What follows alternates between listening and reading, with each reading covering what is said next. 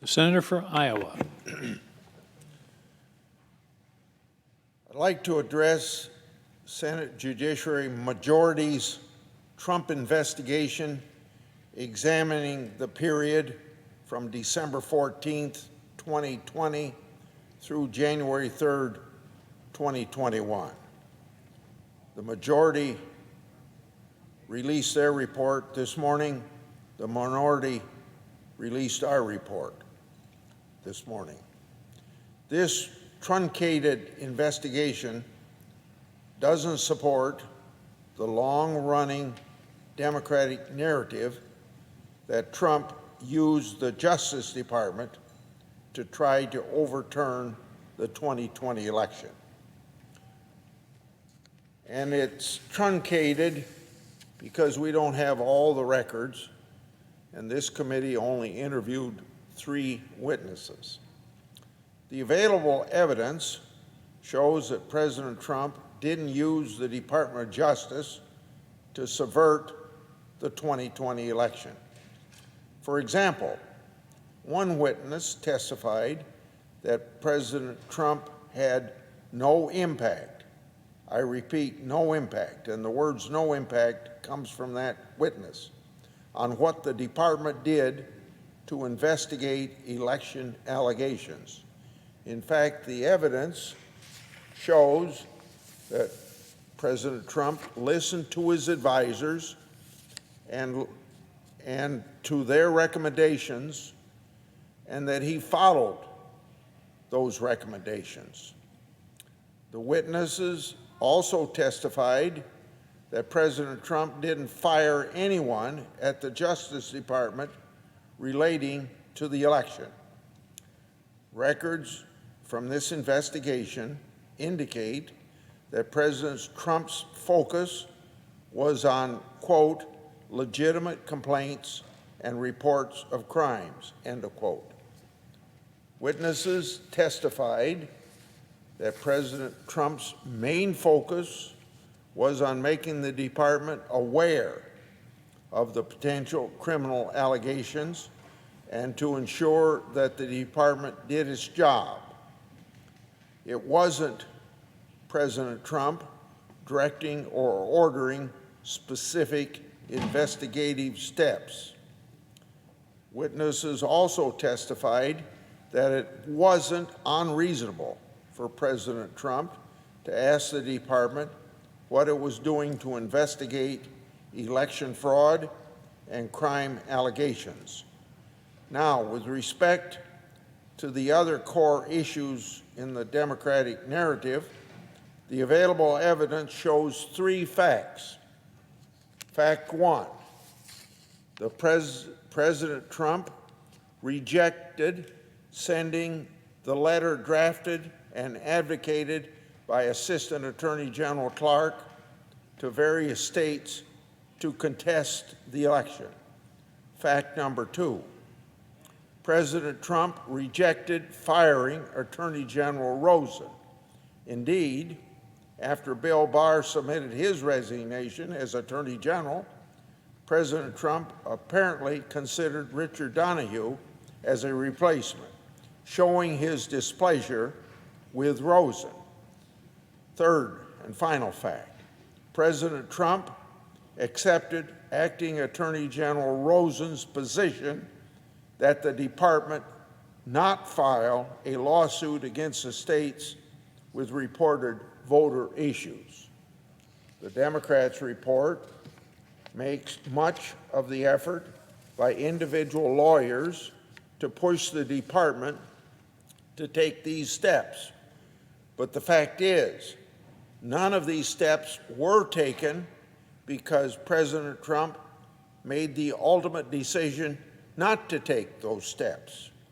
At each of these critical decision points, the president asked his advisors for their candid views and their candid recommendations, and the president followed them. Now ask yourself this: where would we be now if President Biden followed the advice and recommendations of his advisors regarding Afghanistan and we know what those advices were because we heard them last week before committees of the House and Senate by the generals who were testifying. Again, I'm not sure why the committee is releasing transcripts and an investigative report when the investigation doesn't seem to be complete yet. I, as chairman of a committee, run investigations differently. I collect records and run all the necessary interviews. I gather the full set of facts. Then and only then, I release the material publicly. So far, the narrative of the majority has been spinning here, just isn't borne out by the facts. So, this advice from me: don't take this senator's word for it. Do as we have done on the Republican side, read the transcripts, and I think you'll come to the very same conclusion that I have just stated. Now, on a second point, and a much shorter point, I would like to recognize an outstanding professor at Iowa State University. Professor Lisa Schulte Moore of Iowa State University is doing important work on behalf of the farmers, rural communities, and eventually it affects all Americans. Dr. Schulte Moore is a landscape ecologist and professor of natural resource ecology and management. Additionally, she serves as associate director of the Bioeconomy Institute at Iowa State University. Dr. Schulte Moore was recently recognized as the 2021 MacArthur Foundation Award recipient and the first ever Iowa State MacArthur Fellow. This award is known as the Genius Grant and is given to individuals who have shown a dedication to their field through creativity and originality. Dr. Schulte Moore is a founder of the Prairie Strips Conservation Program, established in 2003 at the Neil Smith National Wildlife Refuge in Prairie City, Iowa. This program studied the effects of planting prairie strips on farmlands. Before I continue, I just used the word Neil Smith. Former Congressman Neil Smith of Iowa, 36 years, a member of the House of Representatives.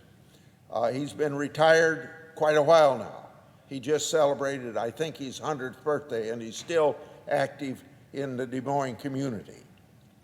Participants found that prairie strips can protect the quality of our soil and water by reducing farm fields' soil loss by 95%. They also reduce nitrogen and phosphorus runoff by up to 80%. Because of the professor's work, prairie strips are used in 14 states on over 115,000 acres of cropland.